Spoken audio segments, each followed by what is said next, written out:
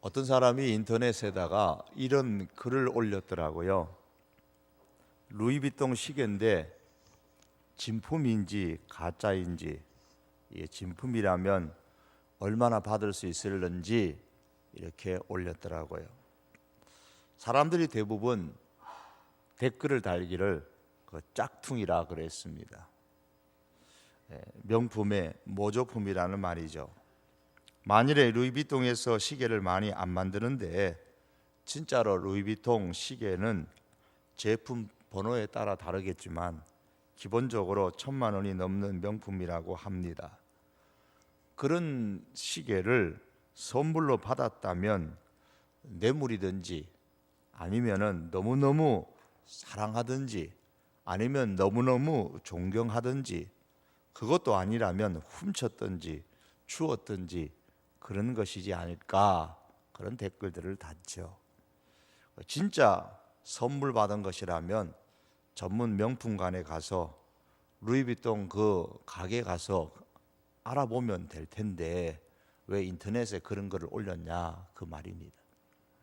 명품일수록 사람들은 그와 유사한 모조품, 짝퉁을 만들고 싶어 합니다. 많은 우리 한국 기업들이 중국에서 만드는 짝퉁으로 인해 가지고 참 골머리를 많이 앓고 있다는 그런 보고를 매스컴에 보고를 들은 적도 있습니다. 이 신앙은 명품 중에 명품입니다. 그러다 보니까 가짜가 많습니다. 짝퉁 신앙이 있고 모조품 신앙이 참 많이 있습니다. 출애굽한 이스라엘에게 제사 제도를 주셨을 때에 제사 제도가 막 시작되는 시점에 제사장이었던 아론의 아들 나답과 아비후가 하나님께서 명하지 않은 다른 불로 향을 피우려고 하다가 그만 불에 타서 죽은 것이 오늘 본문의 내용입니다. 인간적으로 생각하면 너무한 게 아니냐라는 생각이 들기도 합니다. 그런데 3절 끝에 보시면은 나답과 아비후의 아버지인 아론이 잠잠했다 그랬습니다. 장남과 차남이 졸지에 갑작스럽게 죽었습니다. 그것도 하나님께 제사를 드리다가 말입니다. 그런데도 아버지 아론은 잠잠했습니다. 그것은 아버지도 하나님의 행동하심에 대해서 할 말이 없다는 겁니다. 인정한다는 뜻이겠죠. 또한 6절에 보시면 아론과 그 죽은 그 나답과 아비후의 형제들에게 머리를 풀지 말고 옷을 찢지 말라고 했습니다. 즉 아들의 죽음에 대해서, 형제의 죽음에 대해서 애도하지 말라는 말씀입니다. 그 애도하게 되면 또 하나님에 대한 원망과 불평도 쏟아 나오겠죠. 그리고 7절에서는 회막 그 문에 나가지 말라고 했습니다. 그 성막에서 성막 문 밖으로 나가지 못하게 했습니다. 왜요? 나가서 장례식을 치러야 되는데 못 나가게 했습니다. 나가면 너희도 죽고 하나님의 진노가 회중 가운데 임할 것이라고 하셨습니다. 다시 말해서 장례식에도 참여하지 말라는 말씀입니다.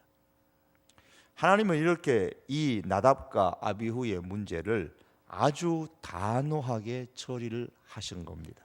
왜 그러셨을까요? 이 다음에 하나님께 가면 한번 물어보고 싶은 질문들 중에 하나입니다. 하지만 우리는 충분히 짐작은 할 수 있습니다.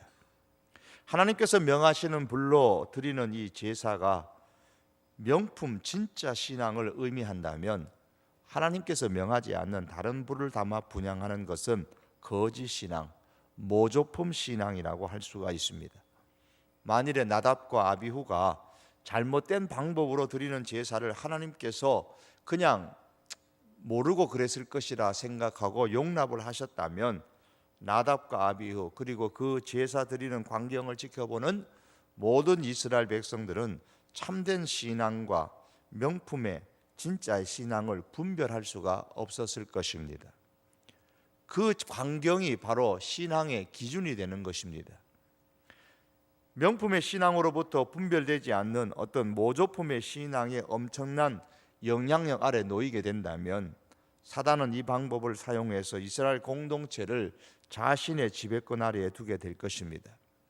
그래서 하나님께서는 오늘 본문 10장에 기록된 나답과 아비후의 죽음 사건을 통하여서 참된 신앙이 어디에 있는지 명백하게 분별을 해서 초대 이스라엘 공동체 안에 명품의 신앙, 진짜 명품 신앙이 무엇인가를 그들에게 보여주고 싶었던 겁니다. 그러므로 우리는 본문을 통해서 무엇이 짝퉁 신앙이고 무엇이 진짜 명품 신앙인지를 구별하는 지혜를 배워야 되고, 이로써 명품 신앙의 소유자가 될 수 있어야 할 것입니다. 참된 신앙과 이 모조품 신앙이 구별되지 않고 혼합되어 있을 때에 가장 유익을 얻는 것은 사단입니다. 사단은 참된 이 명품의 신앙과 모조품 짝퉁의 신앙을 혼돈하게 함으로써 하나님의 부흥에 찬물을 끼얹고자 합니다. 성경을 보면 이런 일이 이따금 일어났죠. 사단은 초대교회의 아나니아와 삽비라의 분별력 없는 그 신앙을 사용해서 초대교회 공동체의 따뜻한 분위기에 찬물을 끼얹었습니다. 또한 사단은 가나안 땅을 점령해가는 초기에 아간의 분별력 없는 신앙을 사용해서 초기 이스라엘 공동체의 열정에 찬물을 끼얹었습니다. 이렇게 사단은 이런 참된 명품의 신앙을 분별하지 못하게 함으로써 개인적으로 신앙의 불길이 활활 타오르는 우리들의 신앙에 찬물을 끼얹는 겁니다. 이 방법을 사단이 사용해서 성도들의 신앙을 좌절시키기도 하고 신앙을 모호하게 만들고 변형시키는 겁니다.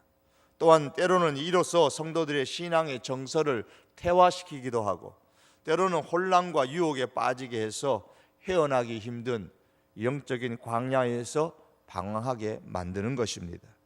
그러므로 우리는 이 오늘 본문의 말씀을 통해서 하나님께서 나답과 아비후의 죽음보다도 참된 신앙과 참된 명품의 신앙과 모조품의 거짓된 신앙을 바로 분별해서 하나님의 사람들이 참된 명품의 신앙 가운데 서 있기를 바라고 계십니다. 오늘 말씀의 1절과 2절에 보시면 죽음의 직접적인 원인이 나옵니다. 오늘 1절에 보면 아론의 아들 나답과 아비후가 각기 향로를 가져다가 여호와께서 명령하시지 아니하는 다른 불을 담아서 여호와 앞에 분향을 했다고 말씀을 했습니다. 구약의 성막 제도에는 보면 단이 두 개가 있습니다.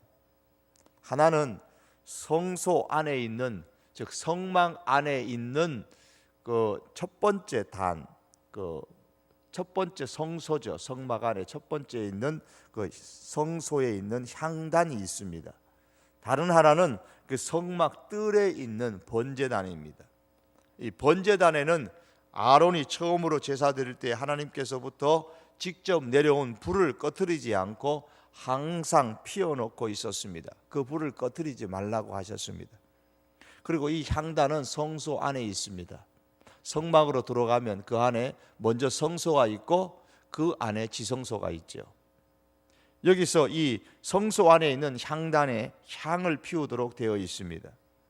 이 나답과 아비후가 죽은 직접적인 원인은 그 성소에 있는 그 향단에 불을 피울 때에 그 번제단에 꺼지지 않는 불을 향로에 담아 가지고 들어와 가지고 붙여야 되는데 이들은 번제단 불이 아닌 다른 불을 향로에 담아와서 향단에 불을 피웠기 때문이라고 오늘 성경은 말씀합니다.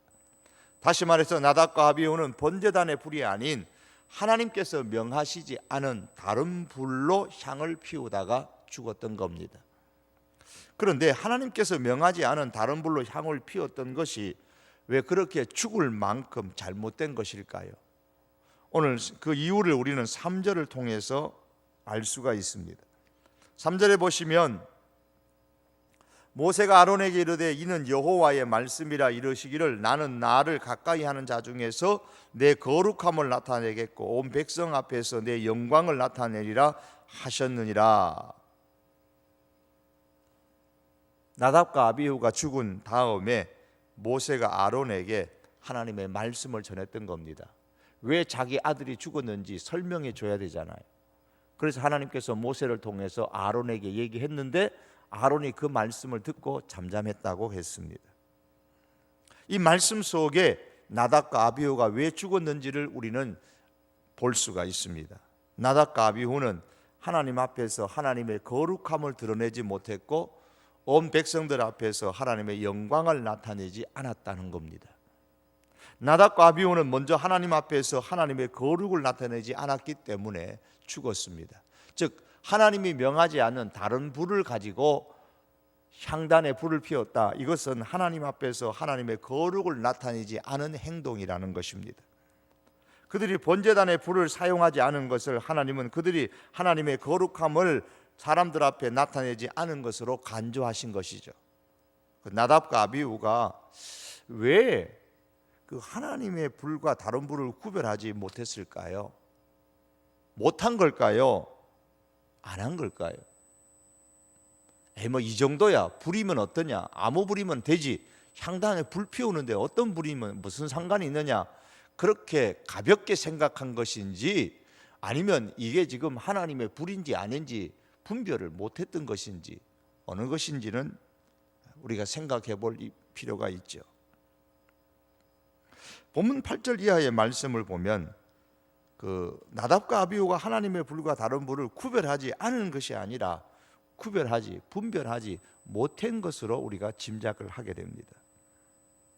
왜냐하면 지금 나답과 아비후가 죽은 사건이 있은 이후에 곧바로 다시 하나님께서 아론에게 주의를 주신 내용이 9절에서 11절에 나옵니다.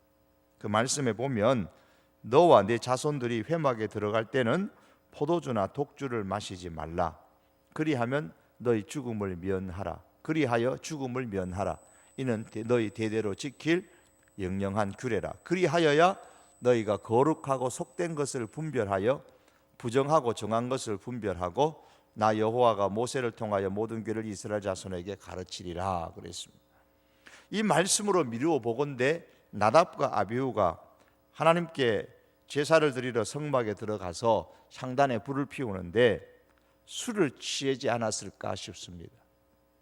그러니 하나님께서 이 사건이 있자마자 곧바로 아론에게, 제사의 가장 책임자인 아론에게 말합니다. 술에 취하지 않도록 해라. 독주를 마시지 말고 포도주를 마시지 말아라. 그렇게 말씀을 하셨습니다. 그 술을 마시고 포도주를 마시고 독주를 마시면 술에 취해서 거룩하고 속된 것, 부정하고 정한 것을 분별하는 이 분별력, 판단력이 흐려져서 하나님께서 명하신 불이 아닌 다른 불을 향로에 담아 분향할 수 있다는 것이죠. 지금 나답과 아비후가 그러한 것으로 짐작이 됩니다. 그들은 술에 취해서 거룩한 불과 거룩하지 못한 불을 분별하지 못하고 부정하고 깨끗한 것을 분별하지를 못한 겁니다. 그로 인해서 하나님의 거룩을 하나님 앞에서 사람들 앞에 나타내지를 못했습니다. 나답과 아비후는 술에 취하지 않고 하나님의 말씀에 따라 분향을 했어야만 했습니다. 그렇습니다. 이 술이란 이 세상에 취하면은 거룩한 것과 속된 것을 분별하지 못하게 됩니다. 육과 영의 온갖 더러운 것과 깨끗한 것을 분별할 수가 없죠. 나답과 아비후는 제사장으로서 백성들 앞에서 하나님이 언제나 백성들과 함께 계시고 삶의 중심이 되심을 알게 하는 것이 그들의 임무였습니다. 그게 적어도 제사장이 해야 할 책임이에요. 사명입니다. 하지만 그들은 술에 취함으로써 이 사명을 감당하지 못했고 결국은 죽음에 이르고 말았던 겁니다. 그들은 제사장이었지만 제사장적인 삶을 살지를 못했습니다. 여러분, 신약 성경은 우리를 일컬어서 제사장이라고 말씀하죠. 베드로전서 2장 9절은 너희는 택하신 족속이여 왕 같은 제사장들이라고 했고, 그리고 2장 5절 말씀에는 하나님이 기쁘게 받으실 신령한 제사를 드릴 거룩한 제사장이 될지니라 라고 했습니다. 제사장이라고 말씀을 하면서 또 제사장이 되라고 말하는 말은 제사장으로서 제사장적인 삶을 살라는 말씀입니다. 나답과 아비후는 제사장이었으나 거룩한 제사장의 삶을 살지를 못했습니다. 우리에게 성경은 거룩한 제사장이 되라고 했습니다. 제사장적 삶을 살라는 말씀입니다. 베드로전서 2장 9절은 우리가 제사장으로 부름을 받은 이유는 하나님의 아름다운 덕을 선포하게 하려 하심이라 그랬습니다. 제사적인 삶을 살라는 말씀이에요. 이를 위해서 우리를 제사장으로 세우셨다는 말씀입니다. 제사장인 우리를 향하여 성경은 말씀하기를 고린도후서 7장 1절에 그런즉 사랑하는 자들아, 이 약속을 가진 우리가 하나님을 두려워하는 가운데서 거룩함을 온전히 이루어 육과 영의 온갖 더러운 것에서 자신을 깨끗하게 하자 그랬습니다. 거룩함을 온전히 이루어, 이 말씀은 거룩함을 온전히 이루기 위하여 그 말씀입니다. 무슨 말씀이냐면 자신을 깨끗하게 하는 그것이 거룩으로 가는 길이라는 겁니다. 어떻게 하나님의 거룩하심을 드러낼 수 있느냐? 우리 자신을 깨끗게 하는 것이라는 겁니다.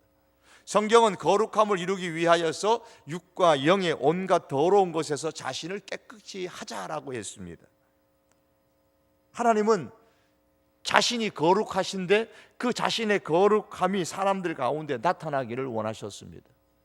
모세한테도 그러지 않으셨습니까?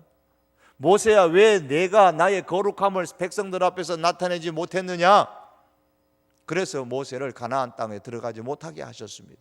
하나님은 철저하게 자신의 거룩함이 사람들 가운데 나타나기를 원하셨습니다. 그런데 하나님의 거룩함이 사람들 가운데 나타나도록 하려면 우리가 먼저 거룩해야 하는 겁니다. 그래서 깨끗해져야 되는 거예요. 우리는 어떻습니까? 어떻게 하면 거룩해질 수 있는지를 우리가 배울 수 있을까요? 어떻게 하면 우리가 영과 육에서 깨끗함을 유지할 수가 있을까요? 진짜 신앙, 명품의 신앙은 거룩함을 배우고 행함으로 하나님의 거룩함을 나타내는 것입니다. 본문의 말씀을 보면서 이런 생각을 해보지 않으셨습니까? 만일에 하나님께서 나답과 아비후에게 적용하신 이 기준을 오늘 우리들에게 적용한다면 과연 어떻게 될까요? 아마 예배를 인도하는 목사가 예배를 인도하다가 갑자기 혈압이 올라가고 그냥 그 자리에서 쓰러져 가지고 죽고, 성도들은 찬송을 부르다가 죽어서 그냥 들것에 실려 나가고, 아마 그런 사람들이 부지기수 오늘 현대 교회 안에 일어나지 않을까 싶습니다. 나답과 아비후에게 적용한 그 하나님의 적용 기준대로 한다면 말입니다. 그럼 나답과 아비후는 그렇게 죽었는데 우리는 왜 괜찮습니까? 나답과 아비후보다 거룩하게 살기 때문입니까? 우리가 이들보다 더욱 또 제사장적인 삶을 살고 있기 때문에 그런 겁니까? 구약의 제사와는 달리 십자가에서 우리의 모든 죄를 대신하여 죽음당하신 하나님의 어린 양 예수 그리스도의 보혈이 저와 여러분들의 죄와 허물을 가리웠기 때문입니다. 덮어놓았기 때문입니다. 지금 나답과 아비후의 죄를 덮을 게 없어요. 왜요? 그 나답과 아비후의 허물과 죄를 덮어야 될 이 번제단의 그 향, 번제단의 그 불, 죄를 씻어주는, 죄를 가리워주는 그 하나님의 불, 그걸 사용하지 않았단 말이에요. 그러니 그 죄가 그대로 드러났어. 성소에 들어가다가 하나님으로부터 그렇게 심판을 받아 죽은 겁니다. 오늘날 우리는 예수님의 보혈이 우리의 허물, 우리의 죄를 가렸기 때문에 하나님 앞에 담대하게 나갈 수가 있고 하나님 앞에 용기를 내어서 설 수가 있는 것입니다. 그러나 여러분, 우리가 이것을 분명히 기억해야 됩니다. 구약시대와 지금의 예배 방식은 달라졌지만 거룩하신 하나님께서 명하신 불 외에 다른 불로 분향할 수 없다면 오늘날 우리 역시도 하나님께서 말씀하신 복음, 하나님이 말씀하신 예수 그리스도의 이름 외에 어떤 다른 것으로 우리가 하나님 앞에 나갈 수가 없는 겁니다. 우리 대신 죽임을 당하신 예수 그리스도의 이름 외에 천하 인간의 구원을 얻을 만한 다른 이름을 주신 적이 없다고 말씀하셨기에 우리는 예수님 이외에 다른 이름으로 하나님 앞에 나아갈 길은 없습니다. 사실이 그렇다면 우리는 예수 그리스도의 이름을 가지고 하나님께 나아갈 때에 우리는 이 예수 그리스도의 이름을 남용해서도 안 되고 오용해서도 안 되는 것입니다. 예수님의 이름으로 제사함을 받는다는 말을 남용하고 또는 오용을 해서 하나님의 거룩함을 해치는 그런 행동에 우리가 서슴없이 나서서도 안 될 것이고, 하나님을 예배함에 있어서 우리가 소홀해서도 아니 될 것입니다. 우리가 참으로 예수 그리스도의 보혈로 깨끗함을 입었다면은 이제부터 육과 영의 온갖 더러운 것으로부터 이 깨끗함을 지켜 나아가는데 힘써야 합니다. 그래서 거룩한 삶을 삶으로써 하나님의 거룩함을 세상에 나타내는 이 제사장적인 삶을 우리가 살아야 하는 것입니다. 여러분, 이 명품의 신앙은 거룩해지기를 바라고 행하는 것입니다. 제사장적인 삶을 살아가는 것입니다. 어떻게 육과 영의 온갖 더러운 것으로부터 우리 자신을 깨끗하게 거룩하게 할 수가 있을까요? 신약 성경은 구약의 하나님께서 제사장에게 포도주나 독주를 마시지 말라고 말씀하신 것처럼 오늘날도 신약에도 동일하게 신약의 제사장인 우리들을 향하여 술 취하지 말라 그랬습니다. 이 사건이 있은 다음에 하나님께서 독주나 포도주를 마시지 말라고 제사장에게 아론에게 그렇게 명령을 하셨다면 오늘 신약의 성도들을 향하여서 술 취하지 말라, 이는 방탕한 것이니 오직 성령의 충만을 받으라고 하나님께서 말씀을 하십니다. 여기서 술이라는 단어는 단지 문자적인 의미로 쓰인 것이 아니겠죠. 술에 취해 몸과 정신이 아울러 흐트러지는 것처럼 우리가 세상에 취하지 말라는 말씀입니다. 세상에 취해서 하나님의 말씀이 따르지 않고 하나님의 말씀을 무시하고 하나님께서 기뻐하시는 뜻이 무엇인지 분별하지 못하고 무엇이 거룩한 것이고 무엇이 거룩하지 못한 것인지 분별하지 못하고 흥청망청 비틀비틀 흔들리는 그런 마음으로 하나님 앞에 예배하는 예배자가 되지 말라는 말씀입니다. 오직 성령 하나님께서 우리에게 주시는 거룩한 심령과 삶으로, 즉 성령의 충만함으로 하나님을 기쁘시게 해드리는 그런 예배자의 삶을 살라고 말씀합니다. 불신 가정 속에서 홀다 믿으신 분이 계시겠죠. 그 이유는 예수님을 믿는 사람으로 그렇게 나만 불러주신 것은 부모님과 형제들, 일가 친척들을 위한 제사적인 삶을 그들 가운데서 살라는 하나님의 귀한 뜻이 담긴 줄로 압니다. 우리가 직장과 학교에서 만나는 이웃들에게 하나님의 거룩하심을 나타내라고 나를 만민 중에 구별하여서 제사장으로 우리를 그렇게 세우신 것입니다. 예배당에서 드리는 예배는 물론이지만은 우리가 세상에 흩어져 살아갈 때에 우리가 몸담고 일하는 그 삶의 모든 현장에서 하나님의 거룩하심을 드러내는 제사장적인 삶에 충실하라고 우리를 제사장으로 부르신 것입니다.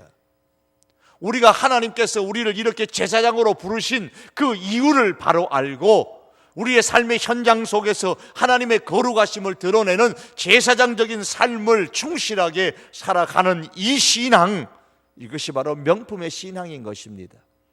나답과 아비후가 제사장으로 부름을 받았지만 그러한 삶을 살지를 못했던 겁니다. 하나님의 거룩하심을 드러내지를 못했습니다. 또 다른 나답과 아비후는 3절 말씀에 보면 백성들 앞에서 하나님의 영광을 나타내지 못했기 때문에 하나님의 심판을 받고 죽었습니다. 영광이라는 말은 카보드라는 말인데 독사라고도 합니다. 원래 의미는 무겁다라는 뜻이에요. 무겁다. 이 히브리 사람들의 관습에 의하면 무겁다라는 그것은 위대하다, 탁월하다는 의미를 갖고 가볍다라는 말은 쓸모없다, 가치 없다는 뜻을 갖고 있습니다. 바벨론의 벨사살이라는 왕 앞에서 사람의 손가락이 나타나서 메네메네 데겔 우바르신이라고 글씨를 썼을 때에 이 글을 본 벨사살 왕의 다리가 떨렸다고 했습니다. 이때 쓰여진 데겔이라는 말은 저울에 달아보니 가볍다라는 뜻입니다. 가볍다. 벨사살 왕이 비록 당시에 최고의 나라의 최고의 왕이었지만은 하나님 보시기에 가볍다, 즉 가치 없다. 사람이 볼 때는 정말 최고의 가치가 있었지만 하나님 보실 때는 가치가 없다, 쓸모없다라는 뜻입니다. 그러므로 이 영광이라는 이 말의 가장 일반적인 뜻은 위대함과 탁월함을 의미하는 겁니다. 무겁다, 위대하다, 탁월하다라는 뜻입니다. 성경에서 이 단어를 하나님과 관련시켜서 하나님의 영광이라고 한다면 그 의미는 하나님의 위대하심과 하나님의 탁월하심을 의미하는 겁니다. 하나님의 위대하심을 제사장 드러내야 됩니다. 하나님의 탁월하심을 드러내야 됩니다. 이 세상의 어떤 우상들보다도, 이 세상의 그 어떤 존재들보다도 하나님의 위대하심과 하나님의 탁월하심을 드러내는 것이 바로 제사장적 삶을 살아가는 저와 여러분, 우리를 제사장으로 부르신 하나님의 마음입니다. 그래서 명품 신앙은 이 하나님의 영광에 대한 갈망이 있어야 합니다. 예수님께서 가르쳐주신 기도 가운데 이름이 거룩히 여김을 받으시오며 라고 하셨죠. 여러분, 주기도문 하실 때에 이름이 거룩히 여김을 받으시오며 이 말씀을 어떻게 생각하십니까? 하나님, 제가 어떤 희생을 치른다고 할지라도 하나님의 이름이 이 땅에서 거룩히 여김을 받으시기를 제가 참으로 원합니다. 이런 마음으로 기도하십니까? 제가 어떤 희생을 치르더라도 하나님의 이름이 이 땅에서 사람들로부터 거룩히 여김을 받으시기를 원합니다. 이런 마음이 간절한 사람에게 반드시 반사작용처럼 나타나는 것이 바로 하나님의 영광을 위해서 사는 겁니다. 하나님의 이름이 거룩히 여김을 받으시기를 진짜로 갈망하는 사람은 그가 선택하는 모든 선택의 순간에 하나님의 영광을 먼저 추구하는 방향으로 선택을 하게 됩니다. 질식 상태에 놓인 사람이 가장 갈망하는 게 뭐겠습니까? 공기가 아니겠어요? 하나님의 이름이 거룩히 여김을 받기를 원하는 사람은 하나님의 영광을 갈망합니다. 여기에 진짜 명품의 신앙의 모습이 있습니다. 그럼 우리가 어떻게 하면 우리의 영광이 아닌 하나님의 영광을 나타낼 수가 있을까요? 축구 선수가 골문에 골을 넣으며 그러면 사람들이 누구까지 칭찬합니까? 물론 그 골을 넣은 선수를 칭찬합니다. 높입니다. 야, 대단하다. 그 승리했습니다. 시합에서 이겼습니다. 그러면 누구를 칭찬합니까? 감독을 칭찬합니다. 야, 저 감독 참 탁월하다. 능력 있다. 기막히게 적절하게 전술을 그렇게 펼쳤다. 그렇게 칭찬을 합니다. 왜 그렇습니까? 그 선수가 감독의 방법을 잘 소화해내었기 때문입니다. 사람들 앞에서 하나님의 방법을 가장 소중하게 여기고 하나님의 방법을 사용하는 것을 가장 만족하게 여길 때에 하나님께서는 최고의 영광을 얻으십니다. 사람들 앞에 하나님의 영광이 나타나는 겁니다. 우리가 하나님의 방법을 사용해야 돼요. 세상을 살아가면서 세상의 방법이 아니라 하나님의 방법이 가장 소중하다는 것을 알고 그 하나님의 방법을 가지고 우리가 세상을 살면 우리를 하나님의 사람으로 불러주신 하나님의 영광이 세상 가운데 나타나는 겁니다. 나답 아비후는 이스라엘의 첫 번째 제사장으로서 마땅히 하나님께서 명하신 하나님의 방법으로 번제단에 불을 향로에 담아서 향단으로 가서 향을 피워야만 했습니다. 이 광경을 성방 안에 있는 모든 백성들이 다 보았을 때에 온 백성들 앞에서 하나님의 영광이 나타나게 되었을 것입니다. 그러나 그들은 하나님의 방법이 아니라 자기의 방법을 사용함으로써 하나님의 영광을 백성들 앞에 나타내지를 못했습니다. 여러분, 어떤 경우에 가장 만족해야 하십니까? 내가 하나님 안에 있다고, 내가 하나님을 믿는다는 사실로 인해서 가장 기뻐하시고 가장 행복해 하십니까? 그 사실을 사람들 앞에서도 그렇게 나타낼 수가 있으십니까? 세상을 살면서 하나님의 방법을 가장 소중히 여기고 하나님의 방법을 사용하는 것을 가장 만족하게 여기십니까? 만일 그렇다면 우리는 사람들 앞에 하나님의 영광을 나타내며 살아가는 것입니다. 그러나 혹시 하나님의 방법은 저 교회 안에서나 통한다고 생각하지 않으십니까? 성경은 교회 안에서나 통하는 것이지 성경의 방법이 내 일터에서, 내 장사하는 데서, 내가 직장 생활하는 데서는 안 통하지. 하나님의 방법보다는 내 방법으로, 내가 지금까지 쌓았던 나의 다른 경험, 많은 사람들의 방법을 사용하는 것이 훨씬 더 내게 유익하다고 생각하면서 그런 방법들을 사용하지 않으십니까? 나답과 아비후가 하나님께서 명령하신 불을 사용하지 아니하고 자기 방식대로 한 것을 보면서도 우리는 그런 나답과 아비후가 하나님의 그 심판을 받아서 죽는 것을 봤으면서도 하나님의 방법이 아니라 우리는 자꾸 내 방법과 내 경험을 가지고 세상을 살고 있지 않느냐 말입니다. 그렇다면 우리는 하나님의 영광을 사람들 앞에 나타내지 않는 것입니다. 사랑하는 성도 여러분, 어디에서나 어떤 상황에서나 하나님의 방법을 사용하면서 우리는 이렇게 말해야 됩니다. 어떤 상황 가운데서도 하나님의 방법을 사용하고 나서 우리가 하는 말은 이겁니다. 이것이 나의 최고의 기쁨입니다. 내가 이렇게 할 수 있는 것이 가장 큰 기쁨입니다. 제가 영국 사람들이 하는 말 가운데서 가장 좋아하는 말이 이겁니다. 나를 도와주었습니다. 정말 진심으로 다해서 저를 도와줬습니다. 제가 너무너무 감사해서 고맙다고, 내가 어떻게 살아야 될지 모르겠다고, 뭘 원하느냐고 그렇게 물으면 그들이 말합니다. It's my pleasure. 당신을 도와주는 게 내 기쁨이라고. 그 말을 참 감동이었고 좋아했습니다. 나의 최고의 기쁨입니다. 우리가 하나님의 방법대로 살아가면서 우리가 할 수 있는 말, 이렇게 살아가는 것이 나의 최고의 기쁨입니다. 내가 이렇게 할 수 있다는 이 자체가 나의 가장 큰 기쁨입니다. 하나님은 그러한 우리의 모습을 보시면서 최고의 영광을 받으시고 하나님의 영광은 사람들 앞에서 드러나게 될 것입니다. 이것이 바로 진짜 명품의 신앙입니다. 말씀을 맺기를 원합니다. 이 시대는 가짜 신앙이 판을 치는 시대입니다. 이단은 물론이지만 우리가 정통적인 신앙을 강조하는 교회 안에서도 가짜 신앙이 판을 치는 시대입니다. 하나님은 이 시대의 진짜 신앙, 명품 신앙을 보시기를 원하십니다. 명품의 신앙은 하나님의 거룩을 갈망하면서 내 삶이 거룩하기 위해 늘 우리 자신을 깨끗하게 하는, 그래서 하나님의 거룩함을 드러내는 제사장적 삶을 살아가는 것입니다. 명품의 신앙은 하나님의 영광을 갈망하고 하나님의 영광을 드러내는 것을 나의 최고의 기쁨으로 여기면서 살아가는 것입니다. 저와 여러분들이 이 명품의 신앙을 소유하면서 이 한 해도, 이 한 주간도, 이 한 달도 살아갈 수 있기를 주님의 이름으로 축복합니다. 우리 기도하시겠습니다. 이 시간 우리 하나님 앞에 한번 기도하십시다. 하나님,